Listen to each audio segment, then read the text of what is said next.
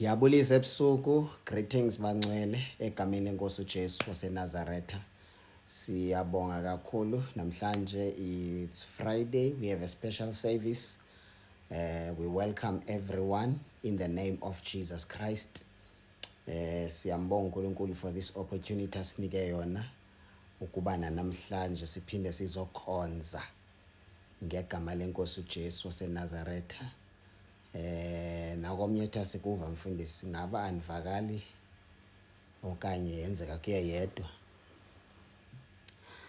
Ngaba anivakali okanye ngiye yedwa onganivayo.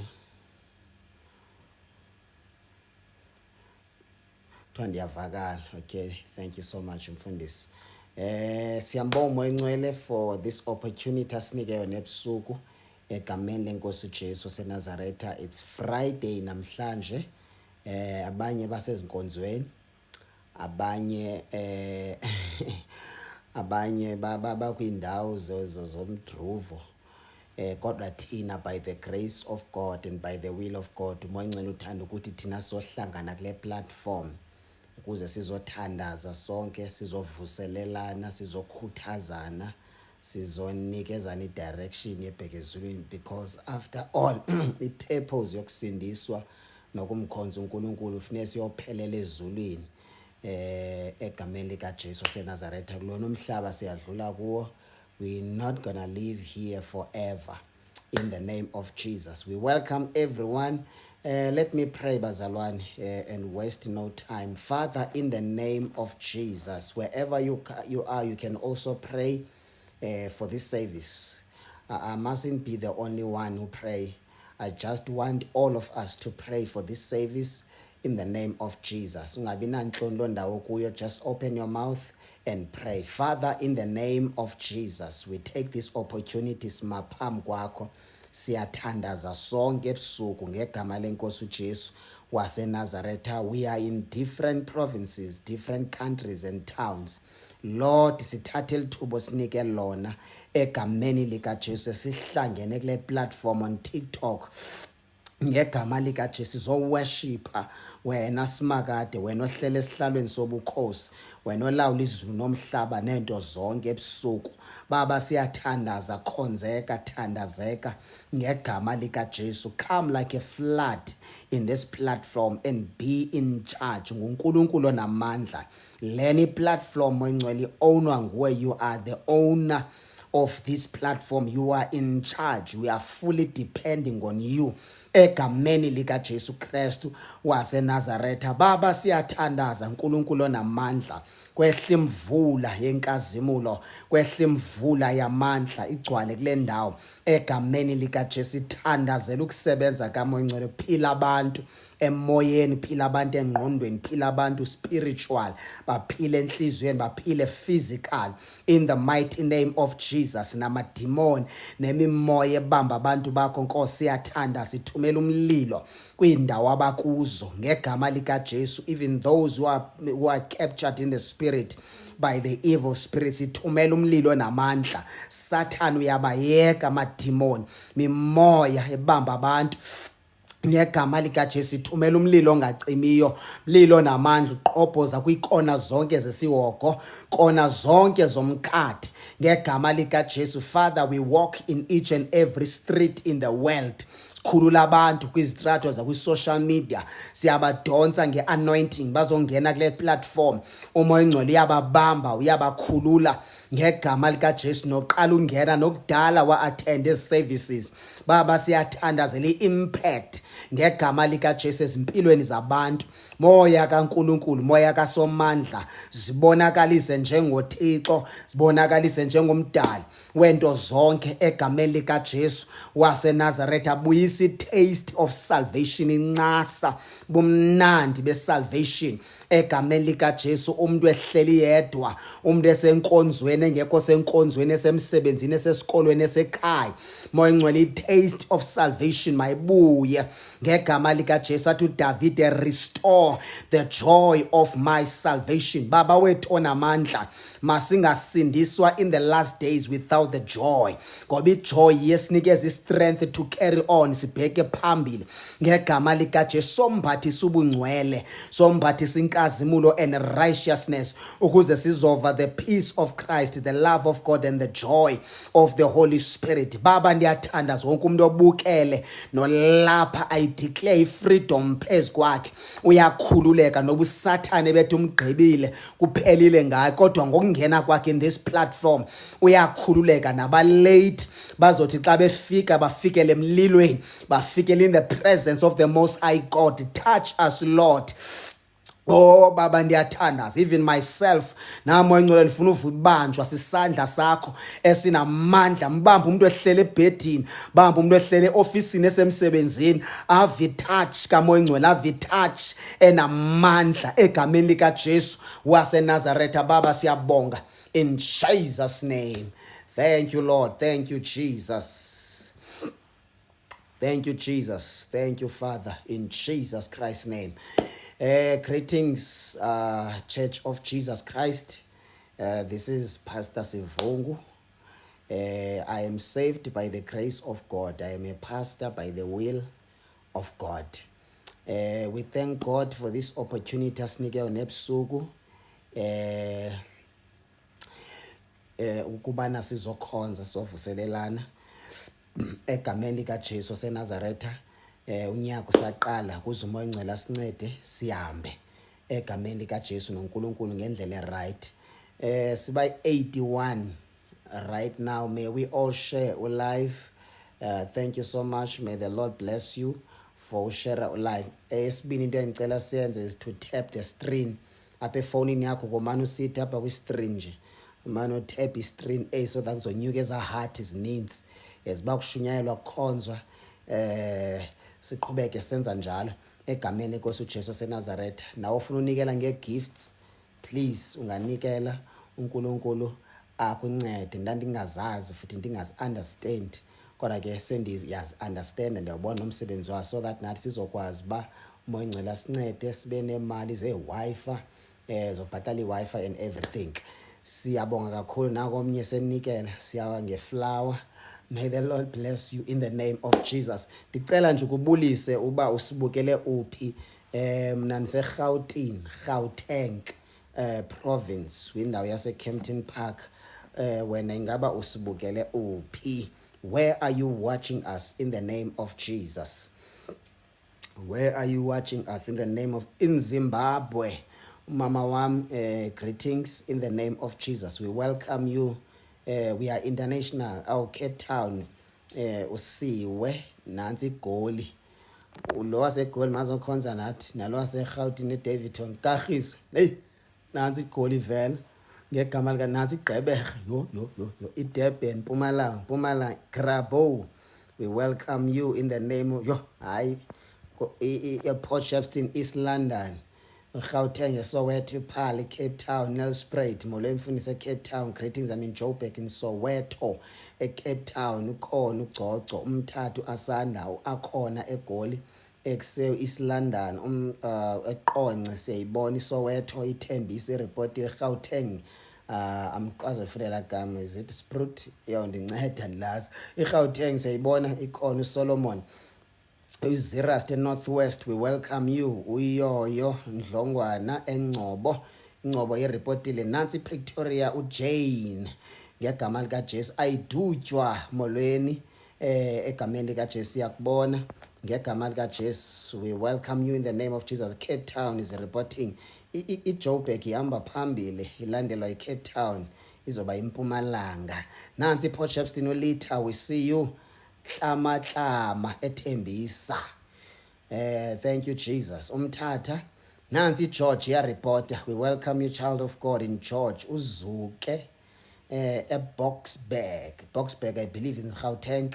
Cape Town uZoleka is also reporting. We welcome you, Church of Jesus Christ egameni lenkosi uJesu waseNazaretha. Umthandazo wami ke eNorthwest, andikwazi ulifundela gama. Indwe Bundus siyakubona uJane Pretoria Centurion, South Coast in Durban Mfume ngegama lika Jesu siyakubona ubongani in the name of Jesus. Ndiyaxolisa ke umuntu omdala if ndimbize ngegama, ndifunda just igama lomuntu apha. Impumalanga ikhona eTonga. DS Ndlovu siyambona, uNothe East London.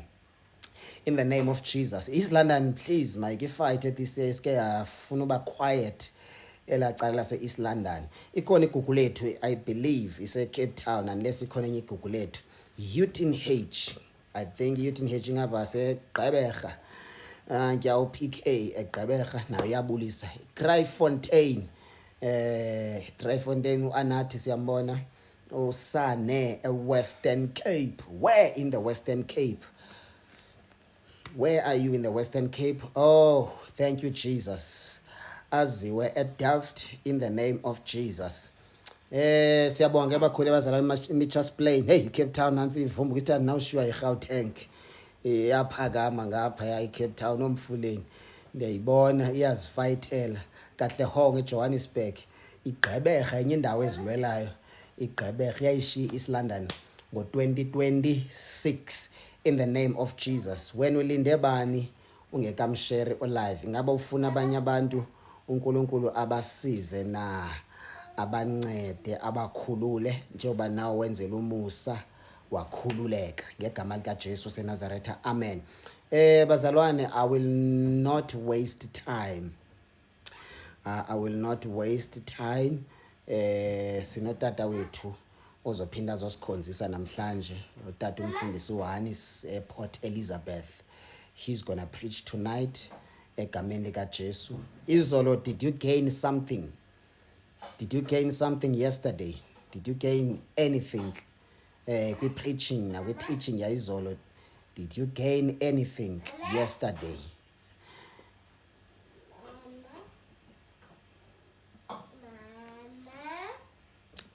Okay, a lot with that. Oh, that's good news. That's good news. At least abantu bagaine something. Bafundile. Siyambonga uMongcwele ngegama lika Jesu. I gained a lot. Thank you, Jesus. Thank you, Holy Spirit. In the name of Jesus. Thank you, siyabonga uMongcwele. Sine YouTube channel. If ulapha uka subscribe on our YouTube channel, please. Xa uphuma apha ungangena even lapha kwi profile wami, there is a link ezokuthatha yokufaka straight ku YouTube, then usubscribe. Zonke ezi message ziyatholakala on YouTube. Neyayizolo if ubungekho izolo iyatholakala on YouTube. May the Lord bless you. uNkulunkulu akusize wena obukela nedatha elincane, umoya ngcwele uyalandisa uyalibamba ngegama lenkosi uJesu seNazaretha. Ayibo, amen.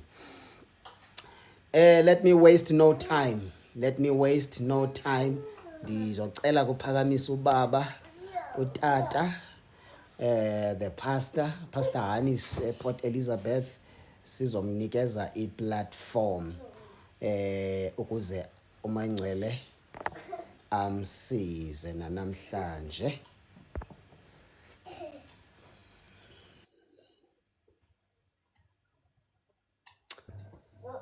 Thank you, Jesus.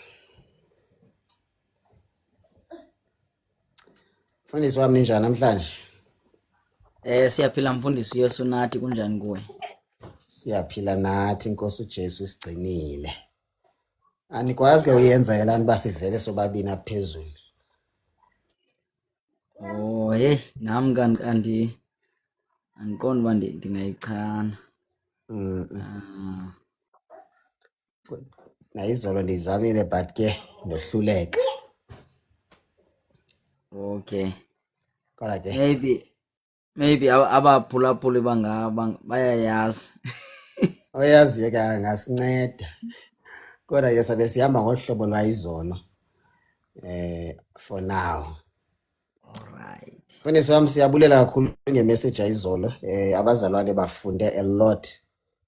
Bancedakala abantu baba delivered kwizinto usathane babambe ngazo. So namhlanje uMangcwele ndiyamkholwa uzophinda sincede ngawe. So ndicela ke uba ndinikele kuwe ke mfundisi wami. Amen. Ndiyabulisa ke kuMoya Oyingcwele okhona phakathi kwethu, umnikazi webandla. Ndibulise kuPastor Sifungu nakubo bonke abafundisi abakhoyo. Ndibulise kulo lonke ibandla likaKristu egameni lika Yesu. Amen. Ndingupastor Hanis ke njengoba sekutshiwo. ndisinisiwe izono zam zixolelwe. Ndizalwa kulaa dolophanyana incinci yasecala, kodwa ke ngokushumayela ndilapha ePort Elizabeth kwalapha Eastern Cape. Ndishumayela khona. Amen. Andazi noba ayiphazamisi nale, ikhona ifeni endiyivulileyo apha because kuyatshisa eGqeberha kulo nyaka, andiyazi uba kwenzeka ntoni. Utshisa kakhulu. Ayiphazamisi yona ifeni le ayivakala apha efowunini. Okay. Hayi ke kutsho ukuthi ke xa ingavakaliyo irayithi ke.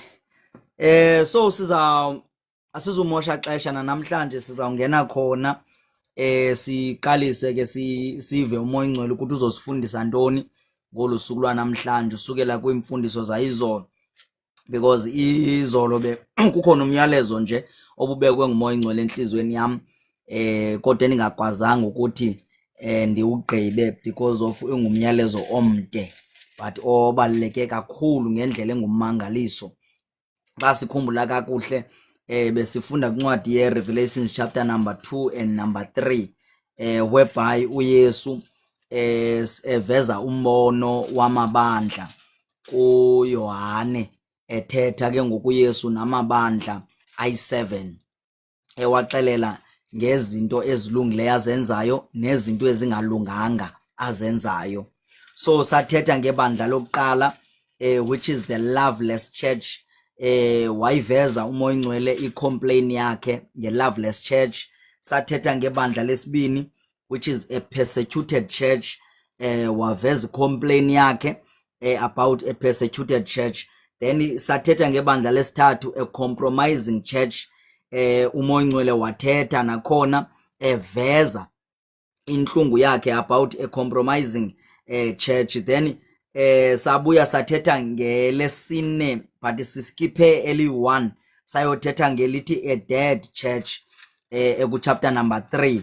But namhlanje ndizawufuna siqale ke ngoku after a compromising church sizongena kuverse number 18 chapter 2, the book of Revelation chapter number 2. Sawuqala kuverse number 18 kwi-corrupt church. Endicinga into yoba ngabana kakhulu inoba umoya ingcwele uzosinceda sihlale kakhulu kule ndawo ye-corrupt church because ibandla namhlanje li-corrupt ngendlela engummangaliso, ngendlela nje engathethekiyo. Kwincwadi yesityilelo chapter number 2 verse number 18 ufundeka ngolu hlobo. Ndifunda New King James Version. The title reads as follows: The corrupt church.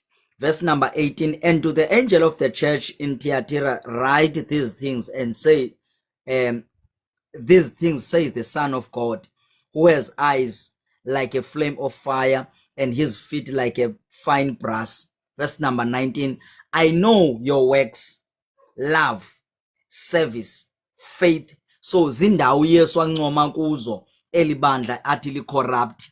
Uthi ndiyayazi imisebenzi yakho, ndiyalwazi uthando lwakho, ndiyayazi iservice yakho, ndiyayazi faith yakho. Phambi koba sibheke phambili, ibandla lokuqala uYesu acomplaine ngalo kuthiwa yi-Loveless Church. Ngamanye amagama libandla elisukileyo kuthando lokuqala. So njengoba lisukile kuthando lokuqala, siva eli ke ngokuthiwa yi-corrupt church linconywa kulaa ndawo eli yalokuqala belinconywa kuyo, which is in love. So uthi uYesu apha, I know your works, your love, your service, your faith. So eyona nto endifuna ukuyiveza kule point, njengoba singabazalwane nje emhlabeni, we need each other because omnye umzane unendawo excela kuyo, omnye ohlulekayo kulo point leyo.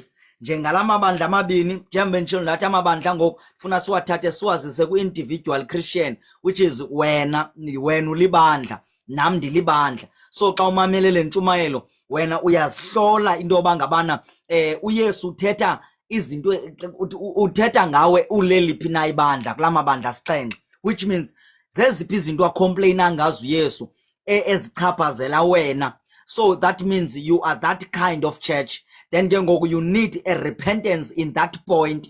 Now ke ngoku uYesu complainile kuqala kwelokuqala, complainer because of ibandla lokuqala lishiye uthando lokuqala, but xa efika kweli laseThyatira ufika athi kulo uyancoma kwindawo yothando. Ngamanye amagama, it doesn't mean that xa encoma kwindawo yothando then libe liperfect.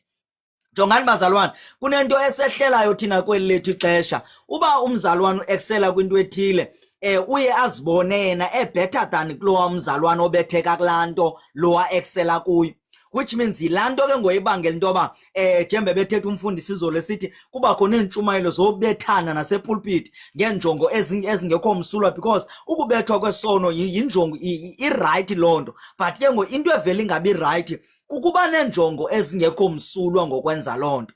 Uthi noba uyayenza but uyenze woyame umntu. Ngamanye amagama uzazi into yoba kunomntu endifuna ukumgudla ndimenza abe buhlungu enhlizweni yakhe aphume ngonwabanga kule service yanamhlanje. Now ibandla namhlanje, ukuba umuntu uthe wa-excela kwinto ethile uye azibone better but angayazi into yoba ngabana the same person o-excela kule nto is the same person onendawo asilela kuyo uThixo akhala ngayo kuye.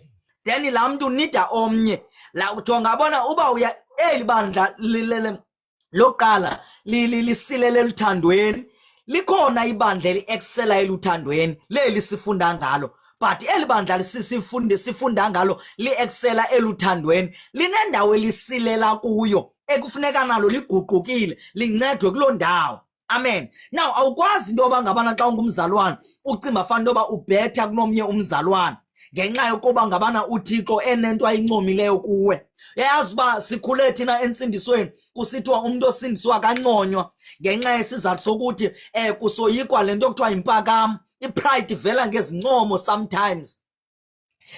Xa umuntu ethe washumayela kamandi anconywe aqhwatyelwe izandla uba unconyiwe, then once aqhwatyelwe izandla laa mntu abuye abe nepride acimba fana ubhetha kunomnye umntu, kanti kukho umntu ohleli phantsi osesitulweni ongashumayeliyo, ongakwazi ushumayela, ongakwaziyo ukuhlabelela, kanti laa mntu uya-excela kwicharacter. Uba ungaya pha kuye uyofunxa icharacter, uyojonga into yoba ngabana ndingancedakala njani in terms of icharacter, because yabona kukhona into endifuna ukuyithetha encinci. Yabona akukho bantu abasokola icharacter ngathi ngabantu abasebenzayo ebandleni.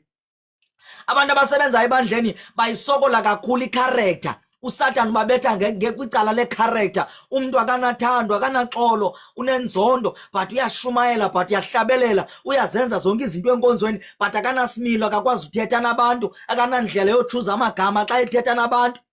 Then kukho laa mntu uhleli phaa phantsi ongashumayeliyo, o-excelayo in terms of i-character. Then you have to go to that person. Ungazibona ungcono epulpitini, ungazibona ungcono ku-worship team, then you think that akukho nto unoyifunda kumntu ongakwazi uhlabelela, kumntu ongakwazi ubamba imayikhi ashumayele. Then ikhona into onokuyifunda kumntu ongashumayeliyo, ikhona into onokuyifunda kumntu ongahlabeleliyo. Then that's why ke ngoku ibandla lisilela khona. Then ke ngoku that's why uPawulos esithi xa ethetha nebandla uthi bazalwane masingakuyilizeli ukuhlangana. Ngamanye amagama, always we must gather and worship God together, because isizathu sezinto ezinjalo kungoba elakhuni liyi-1 ngeke livuthe lilodwa. And number 2, awusoze ulunge uhleli wedwa endlini yakho ungayi kwindawo ekuhlangana kuyo abazalwane apho kuzawuba khona incoko nentetho kaThixo ezawulungisa abantu, njengoba nangoku uThixo ethetha nebandla, uthetha nalo elibandla elungisa each and every individual church.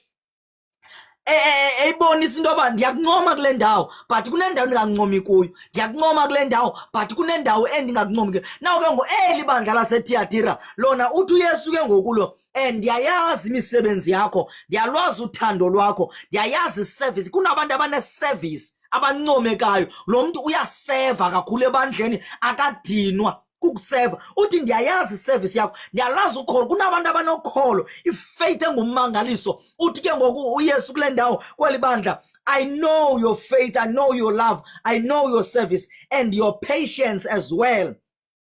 And as for your works, the last are more than the first, which means uthi apha emisebenzini yakho uya unyuka. Xa isithi the last are more than the first, uya ukhula apha ekusebenzeni. But ayithethi loo nto that uperfect ngenxa yokuthi unconywa. Nevertheless, I have few things against you, because you allow the women Jezebel who calls herself a prophetess, to teach and seduce. Oh, yabona ke ngole ndawo umoya ngcwele ngasanga sinceda kakhulu. Uthi yabona kunale ndawo kunezinto zimbalwa endingazithanda. There are few things that I have against you because you allow a woman Jezebel to come to the church and to teach the church and seduce the church. And Jezebel, he calls herself a prophetess, but he is not a prophetess. She calls herself a prophetess, but she is not a prophetess. There are so many women in the now church, in the now generation, they call themselves prophetess, but they are not prophetess. You can even see in the social media babagcwele basibiza ngokuthi bangaba propheticals, but abangabo aba propheticals. Ubabona even ngeziqhamo, because ubaba ngamaxoki ubabona even ngesimilo, isimilo ukubuyena obu bakhe umuntu ukuba lo umuntu uzibiza ngokuthi prophetess, but unomoya kaJezebel, unomoya wolahlekisa ibandla. That's why uzofumanisa into abangabana kunabantu abaninzi abazibiza ngokuthi bangaba propheticals, but xa ubajonga even nesinxibo asimzukisa uthi isinxibo, dress code ayimzukisa uThixo, but lo muntu uzibiza ngokuthi ungumpropheticals, but usedusa abantu. Usedusa abantu ebandleni. Kunamadoda awile ebandleni awiswa ngumpropheticals. Kunento abantu abazalwana abangayaziyo ukuthi ukuwisa umuntu sometimes akaweli kuwe. Uyakwazi uwiswa nguwe but angaweli kuwe, ayowela kwenye indawo, but ewiswe nguwe. You are the source of backslider kwamadoda ebandleni ngenxa ye dress code yakho, isinxibo sakho, intetho yakho, indlela ozipresenta ngayo phakathi kwabantu besilisa. Then you call yourself a prophetess. Ayikho prophetess enonxiba nje, ayikho prophetess enothetha nje, ayikho prophetess enokwenza izinto zehlabathi, ayikho prophetess enosedusa amadoda ebandleni. Kunayo yabona kunalentetho endiyibona into bangabana iyathanda uxhaphaka ngoku kuthiwa hayi uba ngabana uwiswa sesinxibo sami kuyacaca into babuhlela uwiki kakade. There is nothing like that. Ayikho into enjalo bazalwane, ayikho into enjalo. Hayi uba uwiswa sesinxibo sami noma singanjani isinxibo sami into ingaphakathi ayikho ngaphandle, ayikho into enjalo. There is nothing like that. You can never dress like a Jezebel while you are not Jezebel. Once you dress like a Jezebel, it means that you have the spirit of Jezebel. Unomoya kaJezebel, umoya osedusa amadoda, umoya wokwenza into bangabana incebo zikaThixo zingashumayeli zikhululekile ebandleni ngenxa yokuthi kukhona abantu abane spirit of Jezebel. Kunabantu abagcotywe nguSathana ukuthargeta incebo zikaThixo, amadoda kaThixo, bane spirit esi-attract amadoda kaThixo. Ntoba indoda kaThixo even noba ipowerful kangakanani, but lo moya uyakwazi intoba uyiginqe uyijule phansi iwe indoda kaThixo iwiswa ngumoya kaJezebel. Bangapha befundisi namhlanje ababekade beshumayela inyani, bekade beshumayela ubungcwele, but kwathi kongena this lady apha ebandleni lalo mfundisi. Lo mfundisi waqala watshintsha zonke izinto, watshintsha even nendlela anxiba ngayo kwayena, because usedusiwe nguJezebel. Kukho intombazana okanye kukho umfazi onomoya kaJezebel ongene ngaphakathi ebandleni, wadla imessage kwisicaka sikaThixo, wadla even neholiness kwisicaka sikaThixo. That is the spirit of Jezebel. Spirit of Jezebel. Uthi nale ndawo ngakuwe kuba wena uthatha uJezebel umbeke epulpit. Sizigade kakhulu ezinto. Uthi uthatha uJezebel umbeke epulpit uba makafundise, number 2 aseduce, because umuntu onespirit kaJezebel uyatitsha okokuqala. Utitsha abantu into bangabana mabakhonze uSatan okanye bawe, and then okwesibini uyasedusa umuntu one spirit of Jezebel. Now uYesu uyakhala ngalona. Even nawe mntana sekhaya, if uyazibona into ba ezihlangu ziyakonela, you have got this spirit of Jezebel, awuthukwa xa kuthiwa une spirit of Jezebel, kuthethwa ngalo moya okungenileyo and ongazibizelanga wona lo moya osuke wangena. Now ke ngoku this is the time, this is the opportunity yakho yokuthi udeliverishwe kulo moya kaJezebel, because amadoda kaThixo ayaphela nguwe. Indlela onxiba ngayo awuzihoyi, you are dressing like a Jezebel. Now lithuba lakho lokuthi uguquke kulo moya, and umoya ingcwele uzokudeliverisha. UThixo once ayithethe into uboyazi into abangabana usele nempendulo yayo. Once ayiveza ingxaki uThixo uyiveza ene solution yayo, akayiveza ingxaki engenayo isolution yayo. Masiguqukeni bazalwane. And lo moya kaJezebel awupheleli only kubantu ababhinqileyo ukuthi babe nomoya kaJezebel. Namadoda ayakwazi ungenwa ngumoya kaJezebel. Amadoda angenwa ngumoya kaJezebel. Uyibone uba indoda kaThixo ayitshami mntakaba uyenza izimanga ebandleni. Uyibone i-dress code yakho uba hayi mntakaba udressela nje utshama abantu lo akadressanga ngoba esithi ufuna ubufaneleka njengomzalwane, but udresse kuba efuna utshama abantu. Amen. If you not keep a player banawo umoya kaJezebel, fika ubabona pha bayachama ngexesha badlala i-keyboard pha, ngexesha bakula instrument bayachama, benza zonke izinto ezinobangela uba amantombazana angarest ebandleni, angakwazi ukukhonza kamandi ebandleni because kukho le chama boy lapha ebandleni. Ibe worse ke ngoku kuba kube umfundisi abe ichama boy. Hey, ixesha esiphila kulo libi. Abefundisi bazamela uba babe zichama boy mntakabawo, bacheba nezinto ezinhle ezibabangela into babe zichama boy, bakhethe isuti mntakabawo. Ufumanisa uba umfundisi unesuti empitsayo embambayo imbambe mntakabawo, kuthiwe mhle umfundisi anxibe nebhrukwe empitsayo. Umfundisi inceke kaThixo, uzoshumayela ntoni umfundisi opitswe ibhrukwe, imreveal even the private part yakhe, esithi ungumfundisi ume phambi kwebandla. Ibandla ngexesha alishumayizayo limjongile ibandla. Kunamantombazana wayo ewiswa i-dress code kamfundisi, indlela anxibe ngayo umfundisi. Yabona kandibuyela kulaa nto bendithetha ngayo izolo yokuba kukho abantu abazibiza ngokuthi bangabapostile bengengabapostile. Nalapha esinxibeni umntu xa ingengompostile uyabonakala into yoba there is no apostle enonxiba iskinny jean, there is no apostle enonxiba i-tight trouser, tight dress, inxiba i-tight blazer, iblaze imbambe umfundisi. Esithi ungumpostile imbambe mntakabawo iveze iziphika, abonakala uba uyalift insimbi, ujima insimbi, iveze iziphika. Hayi Nkosi yami, kubi kulo mhlaba. Ibandla likaNkulunkulu liyalahlekiswa ngumoya kaJezebel. Umfundisi anxiba ibhrukwe engu-cut out, anganxiba ikawusi emveni koko, anxiba i-secret socks, anxiba izihlangu mntakabawo ezinhle, anxibe ibhrukwe engu-cut out. Uzibiza ngokuthi indoda kaThixo. Umbuzo wami uyi-1, umbuzo wami uthini umoya ingcwele lo ashumayela ngayo? Ngophi lo moya ashumayela ngayo? Uthini umoya ingcwele xa isima phambi kwebandla umntu enxibe ngendlela engafanelekanga? Make ndikunike nje ubungqina omncinci. Usindiswa kwam, ndasindiswa mna ndasindiswa okokuqala mna kungekho mfundisi phambi kwam. Ndashunyezwa ngabantwana besikolo esikolweni ababengabazalwane besinisiwe. Ushumayela kwabantwana besikolo ndathatha isigqibo sokuthi ndamkela uYesu. Ngobusuku lwami lokwamkela uYesu ndisalikhumbula kude kube namhlanje because ndaphuma endlini mna ndisithi ndiyokwamkela uYesu. Ndafika ndamkelisa uYesu, ndasindiswa. Usindiswa kwam ndandikade ndingumuntu owayeliphantsula, ndinxibe ezabhrukwe zamaphantsula nasesikolweni, ndinxibe ezabhrukwe zamaphantsula eziziqathazayo, ndiveze into iveza amaqatha njalo njalo. Ndathi usindiswa kwam kwabakho into eqala ndingamazi nomoya ingcwele. Kwakho into ethi awukwazi unxiba njengephantsula usindisiwe, you have to change your dress code. Ndaqalisa ndatshintsha ibhrukwe endandinxibe esikolweni ndingumntana esikolo, ndatshintsha even nesinxibo sam endisinxiba ekuhlaleni ke ngoku esingeso sasesikolweni, because umoya ingcwele ufike wathi kum, you have to change your dress code. You can't dress like a chama boy while you are saved, uthi usindisiwe. Akakwazi amantombazana ulandele emva kwakho uthi usindisiwe. Ndaqalisa ndatshintsha isinxibo sam, ndayeka ibhrukwe unxiba ibhrukwe ezitight.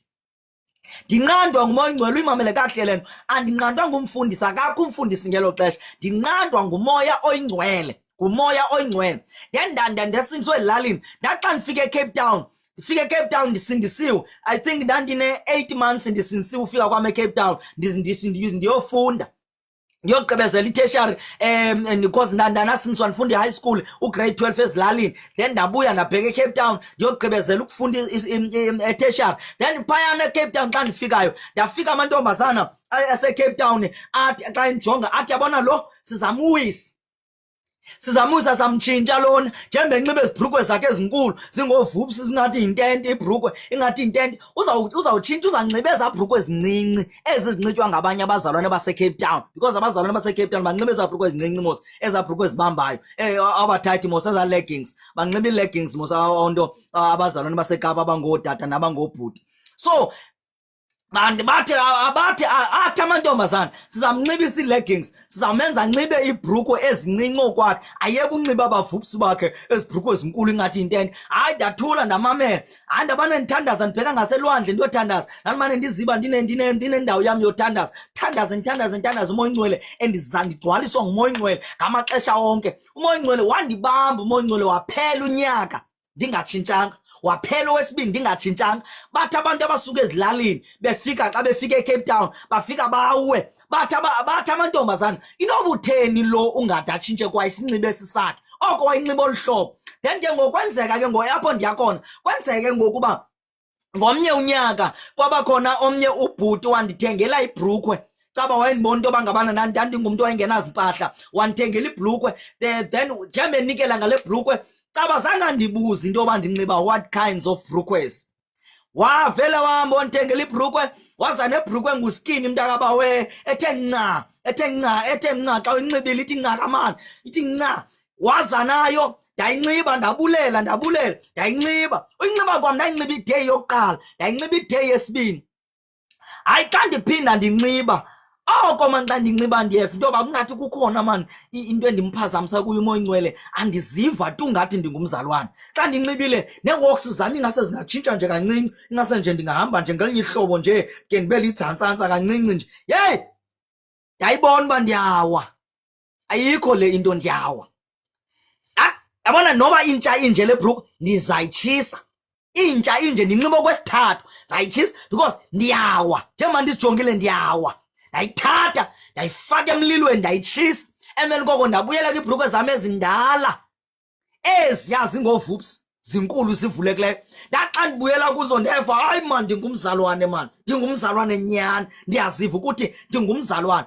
Umbuzo wam uyi-one, unxiba kanjani uthayithi ungutata agqiba kwakho ushumayela?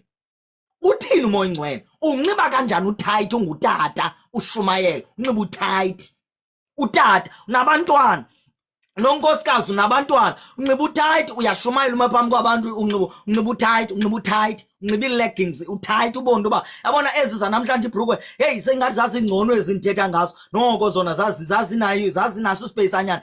Ezanamhlanje zimbamba umntu usuke esinqeni uyotsho eqatheni. Andiyazi noba uyikhulula kanjani, noba xa ikhulula ufaka icephe ayitsale ngecephe, noba kuba i-wrestling xa ekhulula le bhlukhwe atsalwe mntakaba unangabantwana. Xa utsala phanyana atsale umntana ngapha, utata ujijisana nebhlukhwe akwazi uyikhulula ibhlukhwe. Ibhlukhwe beyinxibela ntoni lena utata emdala? Ngumoya kaJezabheli, ngumoya wotshama, umoya kaJezabheli, umoya wotshama, umoya kaJezabheli. Uthi uYesu ke ngokweli bandla, ndiyayazi imisebenzi yakho, ndiyalwazi uthando lwakho, ndiyayazi ukubulaleka kwakho, but ndinezindawo ngakuwe. uJezabheli ummise epulpiti, umthathe wambeka epulpiti uJezabheli, wafundisa abantu uJezabheli. Number 2, wasejusa uJezabheli, wasejusa, kagqibelanga ufundisa, wasejusa. Umntu onomoya wosejusa ufundisa kanjani ebandleni likaKristu? Uma kanjani phambi kwebandla likaKristu enomoya wokusejusa? Ezazi into yoba ngabana yeyi kunabantu abanesibindi sokuma phambi kwabazalwane bashumayele. Elo xesha xa uya kwi-inbox yakhe kuFacebook uyofika eplita amantombazana, then ame phambi kwebandla ashumayele. Abantu bayeka ukumoyika uThixo, bayeka ukumoyika uThixo abantu. Uma kanjani phambi kwebandla unomoya wosejusa? Uma kanjani phambi kwebandla usejusa amantombazana? Uzazi into yoba ngabana naxa umenyi uyi-guest speaker endaweni awukwazi uhamba ungathathanga ii-numbers zala mantombazana le ndawo umenywe kuwo. Inceku kaThixo ibe ne-list yee-numbers zamantombazana ehamba wacolacola, iwafowunela ngobusuku, iwafone. Yeyi bayaqhatheka abantwana abangamantombazana xa befowunelwa inceku. Ifowuni inceku ebusuku, ifowunela intombazana inceku ebusuku, ibuze ibinjani na service, ndishumayele kanjani, noko ibinamandla. Yeyi nceku, yabagqiba abantu bakaThixo ngomoya wokusejusa, ngomoya kaJezabheli. And uzophendula ngebandla likaNkulunkulu. Aba bantwana basuka phaa esitratweni bazofuna uYesu. Xa befika phaa ngaphakathi bafika bafumana inceku, befuna uYesu, bexakekile aba bantwana, beshiya izono zabo phaa phandle, bazozithola ngaphakathi, bezithola kwindoda kaThixo ethi sindisiwe, ethi shumayela uKristu Yesu, uzophendula nabani na oma phambi kwebandla afundise. That's why iBhayibhile isithi masingangxameli ukuba ngabe fundisi sonke, ngoba bayawugwetywa ngqongqo abantu abafundisayo. Awukwazi ufundisa ibandla likaKristu ulilahlekisa, unomoya wokusedusa, uzophendula uzoma phambi kwesihlalo sokugweba sikaThixo. Verse number 20. Nevertheless, I have a few things against you, because you allow that woman Jezebel, who calls herself a prophetess, to teach and seduce. Verse number, to seduce my servants to commit sexual immorality. Lento kugcwele kangaka imijolo, udla ngokuthi omnye utata xa ithetha athi, yabona xa ngaba ume phambi kwabantu ufundisa, ayipheleli only ekubeni into babathatha lento bayiva ngendlebe, but bayasezela nangomoya, bayathatha nomoya babacuntsula nespirit esisakho. Njengoba unespirit sika Jezebel uma phambi kwabantu ufundisa, utyala umoya wobuJezebel, utyala umoya wemijolo nemibulo ebandleni kaKristu. That's why ibandla namhlanje ligcwele isexual immorality. It's because of kuma Jezebel, kuma abantu abanomoya wosedusa phambi kwabantu, kuma abantu abangohlukananga nezono besima phambi kwabantu bengohlukenanga nezono. Then loo nto ibangela into bangabantu abantu abancedakala, instead babuyela umva athi nalo ebesezama uncedakala, but ngenxa yespirit salomntu ume phambi kwakhe aphethe buyumva esiya back kwizono zakhe, athi nqa umuntu intoba hayibo nkosi yami ngexesha bendizama, noko bendisendizama ndiphungula, kodwa kutheni ngoku ndase ndoyise kolu hlobo? Kulaa mntu ome phambi kwakhe nomoya kaJezebel. Because yabona kukhona lento kuthiwa lugcobo, lento kuthiwa lugcobo, intambisi anointing. I-anointing kaNkulunkulu yenza into bangabana lo mntu ume phambi kwakho xa eshumayela ucaphula amandla we-anointing akwenza ube namandla wokoyisa isono. Njengoba ndishumayela ngoku, ndishumayela ngogcobo likaNkulunkulu. Ugcobo likaNkulunkulu lo lenza nalaa mntu ebesoyiseka kukohlukana nesono awuhlukane naso ngenxa yogcobo likaNkulunkulu, le nto kuthiwa yi-anointing. Then same thing, same way uSatan enza ngayo. Xa umntu ke ngoku esenza imisebenzi kaSatan engcolileyo, ngamanye amagama enalo moya wombulo, xa esima phambi kwabantu nalaa mntu ebesithi uyawohlula umbulo ubuya umva, ubuyiswa umva ngenxa yespirit esikulo mntu ume ngaphambili, because lo mntu ume ngaphambili ungumntu onomoya wombulo. Now ke ngo that's why uYesu engafuni into bangabana kume abantu abongoyiswanga ngumnqamlezo, abongoyiswanga iCalvary bema phambi kwabantu bathi bayashumayela. Then ke ngobayosuleleka, bosuleleka ngilaa moya walaa mntu. Uba laa mntu uyajola nabanye abazalwana bazawujola, uba laa mntu akajoli nabanye bazawuzibona besonyanya umjolo, besonyanya isono ngenxa yokuthi lume phambi kwabo uyasicapukela isono. And njengoba ushumayela ngomoya woloyiso, uhoyisa isono. Amen. Now njengoba soyisa isono nje, naba baphulaphuleka abapheli only ukumamela ngendlebe, nomoya wabo ugaina uloyiso lesono, then abaphela besoyisa isono. That's why ke ngoyiBhayibhile isithi boshumayela kanjani bengathunywanga, because abathunywe ushumayela banikwa umoya kaThixo, ugcobo lokushumayela, ukuze aba baphulaphuleyo baphele beguquka bebuyela kuYesu ngenxa yokuthi lo ushumayelayo uthunyiwe. Boshumayela kanjani ke ngoku bengathunywanga? Lo moya kaJezebel, lo moya ke ngoku ithi apha kule ndawo ithi usedusa amadoda kaThixo, servants of God, uwasedusela phi? Kwi-sexual immorality. That's why ibandla namhlanje limdaka, ibandla namhlanje lingcole ngendlela emangalisayo, because kungene umoya kaJezebel ngaphakathi ebandleni kaNkulunkulu. Yabona eli ibandla ekuthiwa li-corrupt, leli namhlanje li-corrupt ibandla namhlanje ngendlela engumangaliso. Then abesesithi xa iqhubekeka apho uYesu athi you seduce my servant to commit sexual immorality and eat things sacrificed to idols. So umoya kaJezebel awupheleli only ukwenza into abantu bangenwa ngumoya wombulo, but baphinda futhi batye kwizinto ezibingelele kwizithixo. Njengoba bendike ndathetha izolo ngexesha besithetha ngebandla elicompromisayo, baphela benomoya wocompromiser. And then verse number 21, and I gave her time to repent of her sexual immorality. Kwa uJezebel wayinikwa ithuba lokuguquka and she did not repent, zanga guquke. uYesu indlela anothando ngalo akekho umuntu angamnikiyo ithuba lokuguquka. Nawe njengoshunyayezwa unikwe ithuba lokuguquka. Verse number 22, indeed I will cast her into a sick bed, and those who commit adultery with her into a great tribulation, unless they repent of their deeds. I will kill her children with death, and all the church shall know that I am he who searches the minds and hearts. Umoya Ngcwele okanye uYesu uyazisearcha inhliziyo zabantu, and ufuna aziwe into yoba uyazisearcha inhliziyo zabantu. Then ibandla elifileyo bese siyile kulo. Then let us move on to verse number 7 ku chapter number 3 verse number 7. That is a faithful church. In the faithful church, then uthi ke ngoku uYesu, okay, masigqibele nge-faithful church, masiye ku verse number 14 kwi-lukewarm church. Then verse number 14, and to the angel of the church in Laodiceans write these things and say, the Amen and the faithful and the true witness, the beginning and the beginning of the creation of God. Verse number 15, I know your works, that you are neither cold nor hot. I could wish you were cold or hot. So then, because of you are lukewarm and neither cold nor hot, I will vomit you out of my mouth, because you say, I am rich,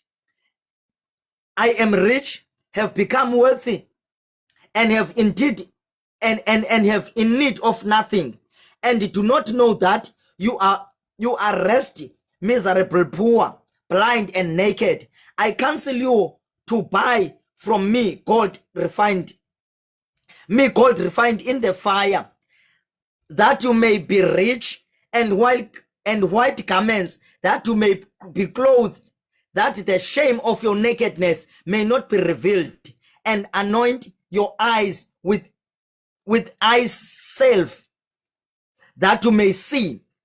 Apha kuthethwa ngebandla elilukewarm. Lukewarm means elidigidigi. Then apha uthi ke ngoku uYesu, ndiyayazi imisebenzi yakho, but ndinale ndawo ngakuwe because wena udigidigi, awubandi, awutshisi. Uthi bekungcono into yoba ubunotshisa kunoba ube digidigi. Bekunoba ngcono ukuba ubande kunoba ube digidigi. Because of now you are lukewarm, I will vomit you out of my mouth. Then what is the meaning of that? Yabona xa ungumntu odigidigi, xa ungumntu lukewarm, which means you are not cold, you are not hot. It means that when the Holy Spirit will cast you out of his presence, because of you are not cold, you are not hot. That is the meaning of a vomiting. Then uthi Yesu apha, ndiza kuvomita ngenxa yokuthi wena awubandi, awutshisi. So eli bandla xa ndilijonga mna lifana twatsene liya ibandla ekuthiwa li-compromising church. So umuntu angabandi ongatshisiyo uyacompromise lo mntu. Akabandi akatshisi, ngapha ecaleni ubetha izono, ngapha ecaleni ubetha ubungcwele. Lo mntu akakho ngcwele, but njembe ngekho ngcwele ngapha ecaleni ngathi ubukeka ngathi ngumuntu ongatyi isono. Yey, ndingqina nje kancinci phambi koba sizongena kwibandla lokugqibela. Ndake nathi ngela xesha before ndisindiswe xa besishumayeza abazalwane esikolweni, ndandiyithanda intshumayelo kakhulu, ndiqonda yo ndiyayithanda intshumayelo and ndiyazithanda nezinkonzo zabantu basindisiweyo, but ndandingasindiswanga. And njengoba ndandingasindiswanga njena, xa ndifika phakathi kwabantu abasindisiweyo wawunogqiba ucima fana usindisiwe, kodwa xa undibona kubantu abangasindiswanga uthi hayibo lo umntu ugqibe into yoba hayi lo mntu ngeke aze asindiswe lo mntu, indlela azithanda ngayo izono lo mntu. But xa ndifika phakathi kwabantu abasindisiweyo ndandiba ngathi ndisindisiwe, undibone ndingungcwele ndingungcanga ngoba ngabani usindiswa kwam.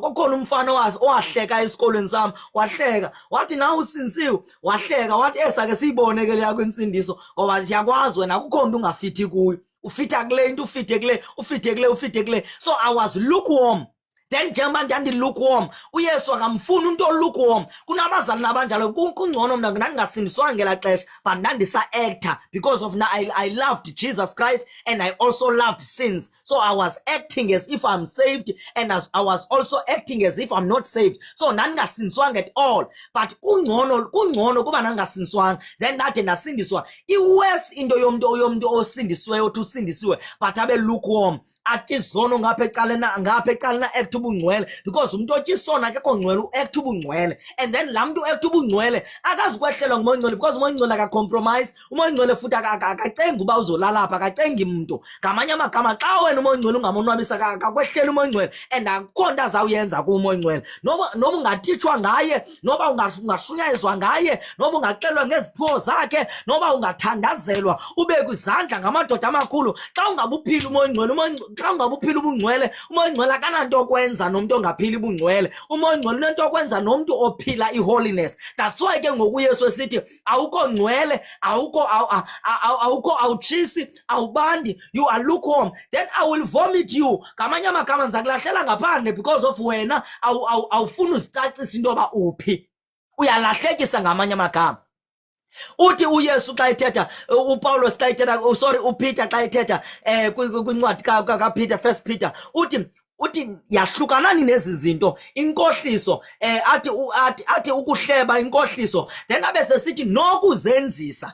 Ngamanye amagama umntu olukewarm ngumntu onokuzenzisa. Then abe sesithi ke ngoxa iqhubeka la verse ithi njengamakholwa asezintsana langazelelani ubisi eliya kunikhulisa nide nisindiswe, ndixela ilizwi likaThixo. Ngamanye amagama there is no need for uba mawi-act salvation, into ofuneka uyenzile langazelela ubungcwele. Ngamanye amagama chase holiness, chase the word of God, read the word of God until you reach ilevel yobungcwele le oyirhala enhlizweni yakho ngaphandle kokuthi uyi-act. Yazi kunabantu aba-act bade ba-act ubungcwele then umuntu agqithe futhi ekuetheni ubungcwele a-acte even neziphiwo zikamoya oyingcwele, a-act iziphiwo zikamoya oyingcwele, because kuloo generation ethanda kakhulu usetyenziswa nguThixo but engafuni uba kwiposition yokusetyenziswa.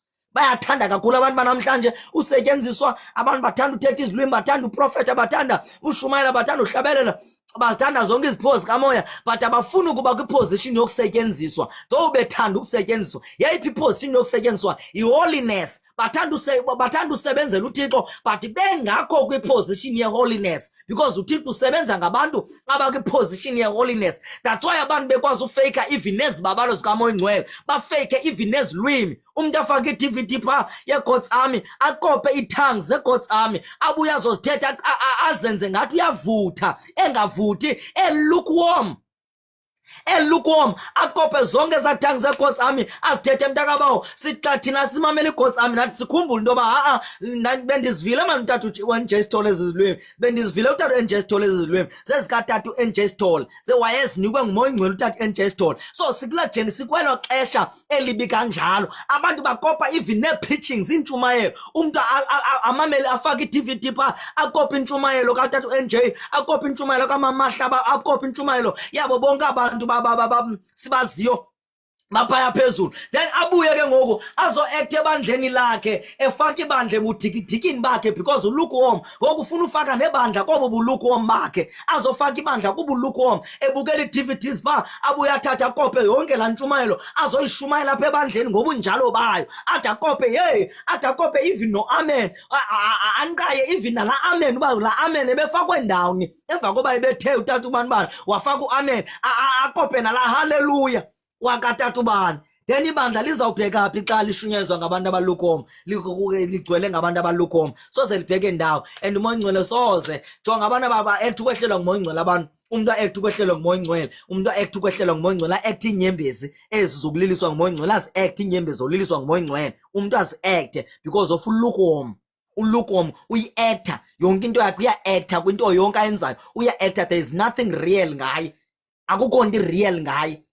Then uzoyeka nini ufeyika abanye abantu ube nguwe uzokwazi usetyenziswa ngumoya oyingcwele, because le nto yakho yolinganisa bonke abantu, ufeyika abantu, iza kwenza into yoba mawungasetyenziswa ngumoya oyingcwele, because umoya oyingcwele ukufuna unguwe ngolu hlobo akudale ngalo, ngolu hlobo akunike ngalo isiphiwo, because isiphiwo soshumayela sifana.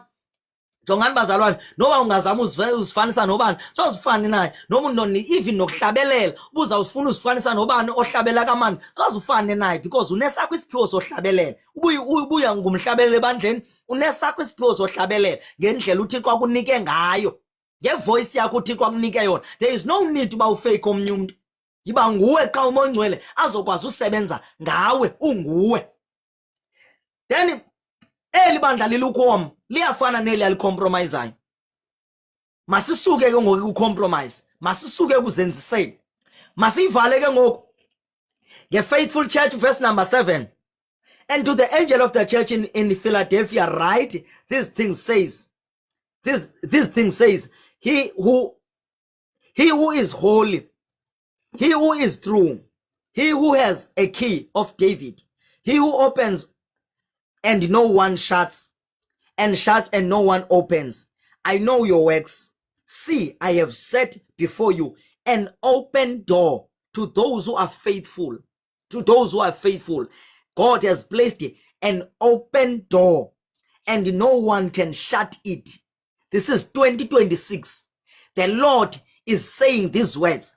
He is open. He has placed an open door to those who serve God faithfully and truly.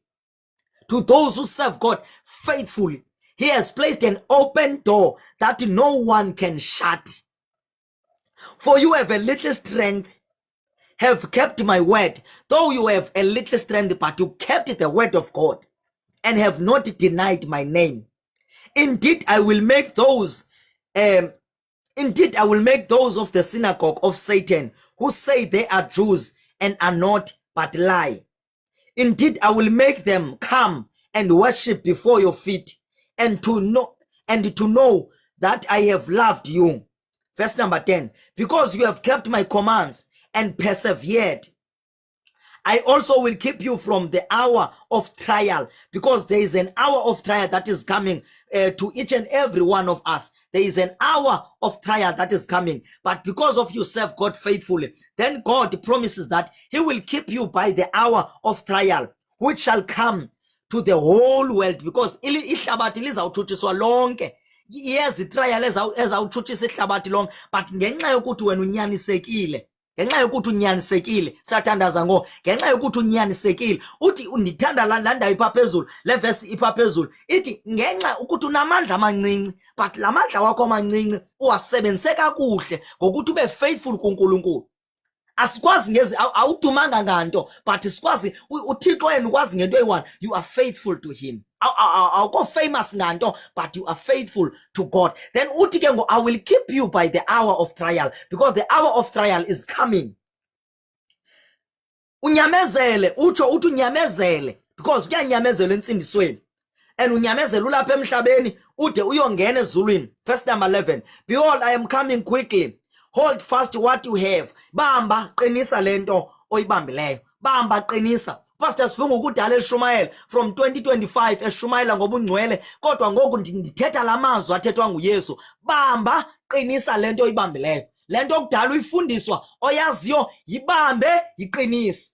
Akukho nto intsha ayithetha uYesu, uthi kodwa lento oyaziyo yobungcwele yibambe, iqinise. Olukholo olwaziyo lubambe, luqinise.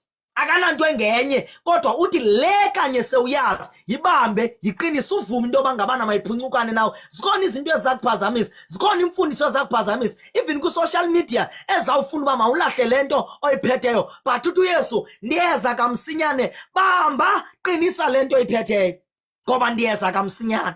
Bambe, iqinise lento, ungayilahli.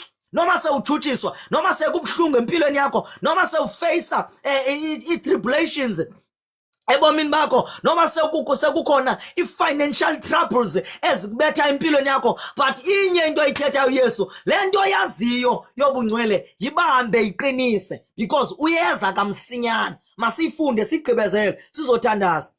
He who overcomes, I will make him, okay, verse number 11. Behold, I am coming quickly. Hold fast what you have, that no one may take your crown, because kukhona crown crown esiyibekele ezulwini. Mangabikho umuntu ozothatha isithaba sakho. Lento yaziyo uba uyanikela wena uThixo ukunikeze iministry yonikela. Mangabikho umuntu ozothatha i-crown yakho. Uba uyahlabelela mangabikho umuntu ozothatha i-crown yakho. Bamba qinisa lonto oyiphetheyo. Uba uyashumayela mangabikho umuntu ozothatha isithaba sakho. Bamba qinisa lonto oyiphetheyo. Ebungcoleni qinisa lonto oyiphetheyo. Then verse number 12, he who overcomes, because life is about to overcome. Salvation is about to overcome. That's why Jesus Christ said to his disciples before he ascended to heaven, he said, I have overcome the world. So life is about to overcome. Salvation is about to overcome. So he who overcomes, I will make him a pillar in the temple of my God. God is looking for a pillar tonight. He's looking for somebody who is faithful, that is going to make him a pillar in the house of the Lord. Because i-pillars eSouth Africa okanye ehlabathini ebandleni likaNkulunkulu azisekho abantu bogcina ubungcwele, but now uthi uYesu ngenxa yokuthi wena uthembekile, I will make it, if you overcome, I will make you a pillar in my temple. So apha ebandleni likaNkulunkulu uThixo ufuna ukwenza namhlanje i-pillars, abantu abaza kuma noba uSathane selitshutshisa ibandla, noba uSathane selilahlekisa ibandla, noba sekugcwele abaprofeti ababuxoki ebandleni, but God is looking for somebody who will be available, and he is going to make him a pillar in the temple of the Lord, a pillar that is going to wake up even in the midnight and pray, a pillar that is going to fast almost 7 days, almost 14 days, almost 21 days, just for the sake of the church of God. He's going to make you a pillar in the temple of the living God. Then and he shall go out no more. I will write on him the name of my God, and the name of the city of my God, the new Jerusalem which comes down out of heaven from God. And I will write on him a new name.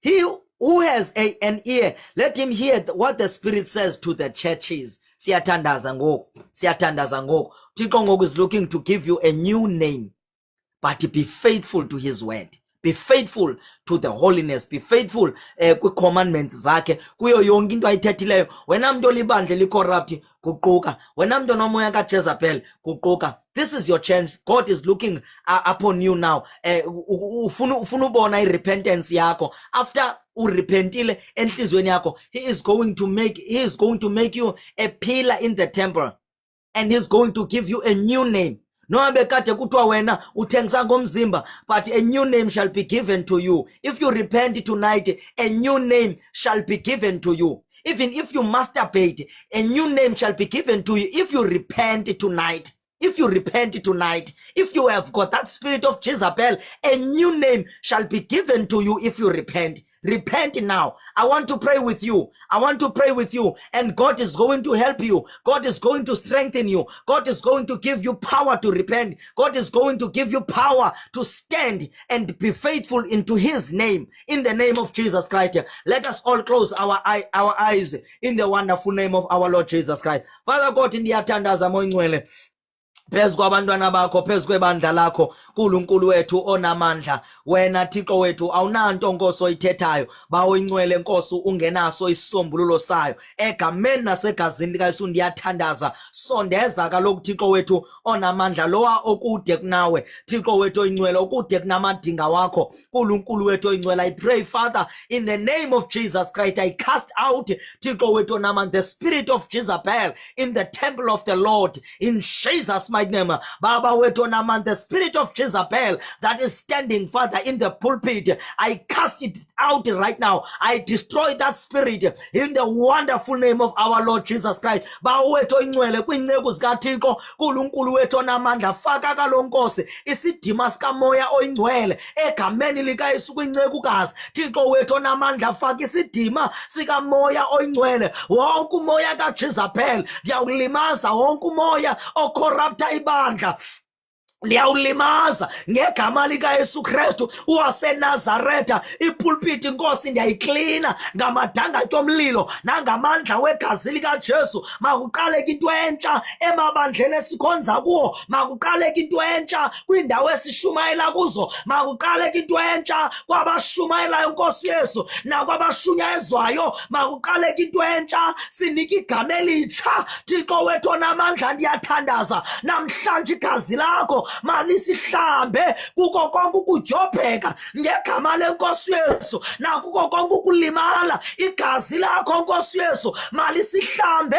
kwenzeka into entsha right now in the name of Jesus Christ of Nazareth. Father God, I pray and I believe right now ukuthi konke kwenzekile ngegama likaYesu. Semncedile lowa nalowa Thixo wethu onamandla onke ngegama likaYesu. Nabasenomoya wombulo Thixo wethu oyingcwele wokujola Thixo wethu sewubahlangulile ngolusuku lwanamhlanje ngegama likaYesu. Ababotshiwe zizono, inhlobo ngenhlobo zezono nezokubusa izithixo seziqhawukile ngoku right now. Amachayini aseqhawukile ngegama likaYesu Kristu. Moya Ngcwele ndiyathandaza, thulula amandla phezu kwalo lonke ibandla. Nkulunkulu wethu oyingcwele ezintweni zonke, ibandla likhonze ngobungcwele egameni nasegazini likaYesu. Thulula amandla Baba wethu oyingcwele ukuthi sihlale kuwe ngamaxesha onke singcwele. Baba wethu oyingcwele sikukhonza ngokwethembeka in the name of Jesus Christ of Nazareth. Moya Ngcwele siyathandaza, siyabulela ukuthi konke kwenzekile ngoku in Jesus mighty name. Thank you Father ngegama likaYesu Kristu waseNazaretha. Amen and amen. Ake bazalwane, siyabulela kakhulu ukuthi nijoine namhlanje service yanamhlanje egameni lenkosi uYesu. Ndiyathemba futhi ndinokholo ukuthi uYesu sekuncedile nawe wena muntu ubusithi uyohluleka even nazo ezinye izinto ezinye izono ebezibopha impilo yakho namhlanje. Ndithemba kakhulu ukuthi uYesu sekuncedile. Cha nawe funeka uthathe steps ukuthi urepente, uguquke kuzo zonke ezi zinto uSathane bekubambe ngazo. Ndiyabulela kakhulu nakumfundisi uSivungu in Jesus mighty name. Ngicela ubuyisele inkonzo kuye.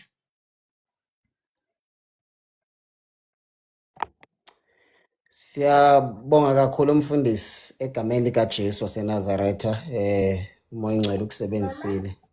Thank you so much. We appreciate your time. uNkulunkulu aqhubeke ekunceda njalo ngegama likaJesu waseNazaretha. Amen. Ndifuna ubuyela ngapha yake. Siyabonga kakhulu mfundisi wami. uNkulunkulu akubusise egameni likaJesu. Siya appreciate. We have learned a lot egameni likaJesu waseNazaretha. Amen. Bazalwane, mna I've gained a lot and I've learned a lot. So it's up to you now. No one is going to force you to philele uNkulunkulu and be faithful. No one is going to force you to walk in holiness and righteousness. So it's up to you. And in then ngaze ndithethe intobana isez imini judgment noJesu sabuya. So uNkulunkulu makuncede uphile kakuhle, uphilele yena, ungaphileli usifuku, ungaphileli ubani, but isalvation inikezwe wena. Yebo, noma stars akhonze endaweni eyi-1 but kuloo ndawo kuyo uJesu menza abe proud ngegama likaJesu waseNazaretha. Imessage le I will make sure ukuthi ndayidownloada then ndiyifaka apha ku-YouTube. If late okanye khanga i-network ibikuhlupha, izobe ikhona ku-YouTube kusasa, ungazibukelela. uNkulunkulu akubusise egameni lenkosi uJesu. Amen.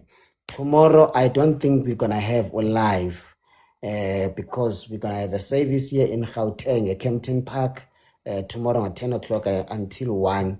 I don't think sizoba nayo live ngala 8 wasebusuku unless kwenzekile kula service maybe sibe live. I'm not sure and I'm not promising ngegama likaJesu. If you are in Gauteng, if you are in this province in Gauteng, tomorrow we have a service in Kempton Park. Iposter ikhona ungayijonga up. Please ungaphoswa iservice yakusasa tomorrow Saturday ngo-10 at Kempton Park eBashley ngegama likaJesu. If you have your own car, uNkulunkulu makakusize ufake kwi-GPS i-address sihlangane enkonzweni. If awunamoto ikhona uber. uNkulunkulu uthembekile, yiza sizokhonza sonke maybe awusenamandla, maybe awusenathemba, maybe udinga nokuthandazelwa okanye udinga ukukhonza like physical, because ukushumayela in social media akufani ushumayela like face to face physical ebantwini. So if you are in Gauteng, come, sizokhonza sonke, uNkulunkulu akubusise. Onke ama details akho iposter ke ilapha kwi account, masiphuma nje uzoyibona iposter ethetha ngama Saturday services. uNkulunkulu ke akubusise, siyabonga kakhulu bazalwane. May the Lord bless you. Lo nothi ufuna inamba yami, my number is 071 94 98 702. Mawusiza ngomsenkonzweni ifamily yakho ungayishiyi ngasemva please. If abavumi thatha umakhelwane bagibelise emotweni, if abavuma umakhelwane take your colleagues, take your friends, uze nabenkonzweni kusasa sokhonza sonke ngegama lenkosi uJesu, amen. Umoya ongcwele ezokwazi basinikeza i-direction especially in Gauteng unyaka 2026 ukuthi here's from tomorrow bheka phambili. What is the plan of the Holy Spirit? Ngathi ntoni umoya ongcwele afuna ukuyenza? Ngathi wena osePort Elizabeth, mninzi umuntu osePort Elizabeth apha, nanku umfundisi uPastor Hanis naye kwela cala lase Port Elizabeth. Undawoni kanene umfundisi kwela cala ikhonzela phi? Sikhonzela enoxolo ePort Elizabeth, i-address ngu5761 Morocco Street, Bethesda. Andizama uyibhala apha phansi. Okay. So if usePort Elizabeth ungaya uyoba join umfundisi kwela side. Umfundisi asikazi bani khonza njani ke ePort Elizabeth, just for umuntu interested. Okay, singena u9 ekseni ngecawe up until u12. Then that is our main service. Then another main service is on Wednesday 18 until u20, which is 6 until u8 p.m. Cela kum inbox umfundisi egameni lenkosi uJesu waseNazaretha ni communicate. God bless you. Okay. Cela umfundisi asayifaka i-address bazoyisave uyi-screenshot. uNkulunkulu akubusise. I hope na namhlanje we have learned a lot, we have gained a lot nawe kwelakho icala. Have a shares way uze enkonzweni ngomso. Nanso ke address 5761 Morocco Street, Bethesda 6059. Ayiphinda yamfundisi. 5761 Morocco Street, Bethesda 6059. Nansi ndiyibhalile apha comment section. Siyabonga kakhulu yamfundisi. Thank you so much. Ngam inboxa ke umfundisi egameni lenkosi uJesu waseNazaretha. Sesiyalala. You need transport. Sisi sicela ukubona enkonzweni ngomso please, no matter what. Money or no money, transport or no transport. We want to see you tomorrow. If we are in Gauteng, we want to see you tomorrow enkonzweni. Papa yini ke bazalwane?